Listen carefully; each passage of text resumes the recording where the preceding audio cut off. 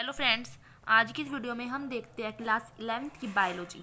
उसमें हम चैप्टर 3 देखते हैं। ठीक है, तो चैप्टर 3 में मैंने आपको प्रीवियस वीडियो में बता दिया है, थैलोफाइटा भी पढ़ा दिया है, ब्रायोफाइटा भी और टाइडोफाइटा भी।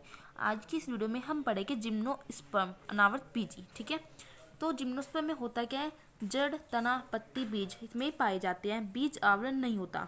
ठीक है, मतलब नग्न बीज बनता है। बीज के ऊपर कोई भी खोल या आवरण नहीं होता। तो आता है हमारा अनावृत बीजी पौधे, जिम्नोस्पर्म प्लांट, जिसमें जिम्नोस का अर्थ क्या है, नेक्ड, नग्न, स्पर्म मतलब सीड, बीज, तो इसका मतलब क्या है, नग्न बीज वाले पौधे। अनावर्त बीजी बीजीय पौधों का वह उपसंग है जिसके अंदर वे पौधे आते हैं जिनमें बीज तो बनते हैं लेकिन वे बीज नग्न रूप से पौधे पर लगे रहते हैं। ठीक है, इन पौधों में क्या होता है, बीजांड, ओव्यूल्स अथवा उनसे विकसित बीज किसी खोल, भित्ति या फल में बंद नहीं होते, उनके ऊपर आवरण नहीं होता। जिम्नोस्पर्म शब्द का प्रयोग सबसे पहले थियोफ्रिस्टस ने असुरक्षित बीज वाले पौधों के लिए किया था, क्योंकि इसके ऊपर आवरण नहीं होता, तो इसलिए उन्होंने कहा था असुरक्षित बीज। अंडाशय का पूर्ण अभाव होता है, इसमें नहीं होता, इसलिए फल का निर्माण भी इसमें नहीं होता।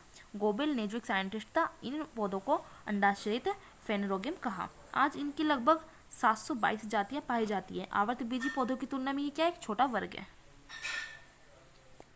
तो आवर्त बीजी सबसे बड़ा हो गया। ठीक है, ये ब्रायोफाइट्स तथा टाइडोफाइट्स की तुलना में अधिक विकसित पौधे हैं। ये ब्रायोफाइट्स और टाइडोफाइट्स से ऊपर है लेकिन आवर्तबीजी से नीचे है तथा आवर्तबीजी पौधों की अपेक्षा पुराने हैं। ये वास्तव में टाइडोफाइट्स तथा आवर्तबीजी पौधों के बीच का समूह होते हैं।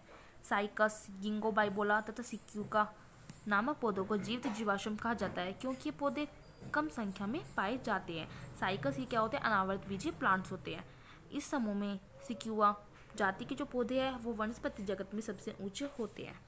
अब देखते हैं हम इसके विशिष्ट लक्षण। इस वर्ग के पौधे बहुवर्षीय तथा काष्ठीय होते हैं, वुडी होते हैं।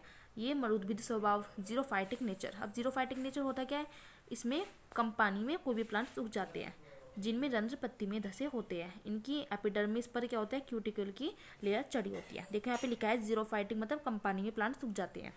इनमें जाइलम उत्तक में वाहिनियों का भाव रहता है तथा फ्लोएम उत्तक में सहकोशिकाएं नहीं होती। पौधों में जननांग, रिप्रोडक्टिव ऑर्गेन्स, एकलिंगी शंकु या स्ट्रोबिल्स भी कहते हैं शंकु को, उसके रूप में रहते हैं।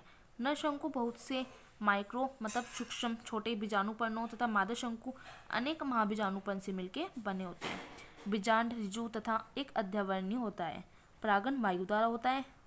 फर्टिलाइजेशन डबल होता है, द्विनिषेचन नहीं होता, द्विनिषेचन इसमें डबल फर्टिलाइजेशन नहीं होता।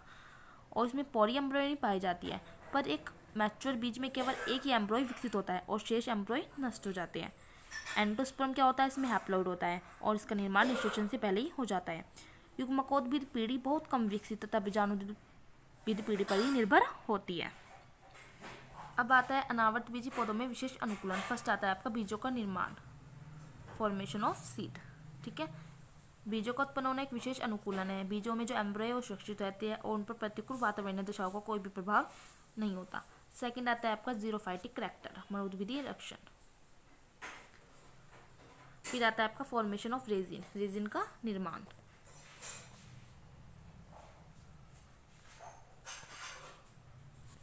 नेक्स्ट आता है कवक मूलीय जड़ें। अनेक अनावर्त बीजी पौधों की जड़ों पर कवक जाल लिपटा होता है। यह भूमि से जल और विभिन्न पोषक तत्व अवशोषित करने में सहायक होता है। नेक्स्ट आता है परागण और निषेचन, पॉलिनेशन एंड फर्टिलाइजेशन। अनावर्त बीजी जो पौधे होते हैं उसमें वायु द्वारा परागण होता है, मैंने आपको बताया, तथा निषेचन क्रिया में जल आवश्यक न होना भी विशेष अनुकूलन है। अब जिम्नोस्पर्म जो हमारा ये प्लांट होता है इसको 2 भाग में डिवाइड किया गया है, अशाखित और शाखित। अशाखित का अगर मैं एग्जाम्पल को अनब्रांच्ड, जिसमें ब्रांच्ड नहीं होती, वो होता है साइकस, और ब्रांच्ड का पाइनस एग्जाम्पल है। अब अनावर्त बीजों का महत्व क्या है, साइकस के तनों से जो स्टार्च निकलता है उससे खाने वाला साबूदाना बनता है। साइकस के जो बीज होते हैं वो अंडमान निकोबार आपने सुना होगा ना, तो वहाँ की जातियों के द्वारा खाने के रूप में काम आते हैं। पाइनस से चिलगोजा खाने के काम होता है। चिलगोजा को हम आवर्त बीजों का मेवा भी कहते हैं।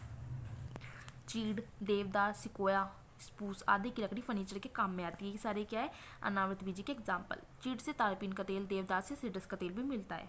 टेनिन का जो उपयोग है वो चमड़ा और इंक बनाने में यूज होता है।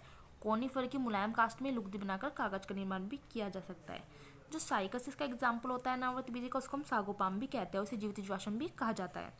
इफ्रेडा ये भी क्या है, एक अनावर्त बीज का एग्जाम्पल। इसके रस से इफ्रेडिन नामक एल्कलॉइड्स प्राप्त की जाती है जिसका उपयोग दमा या खांसी के उपचार में होता है। सबसे छोटा जिम्नोस्पर्म प्लांट की बात करूँ तो वो क्या है, जामिया पिगमिया। ठीक है, तो ये नोट्स आपके अनावर्त बीजी के कंप्लीट हो जाते हैं।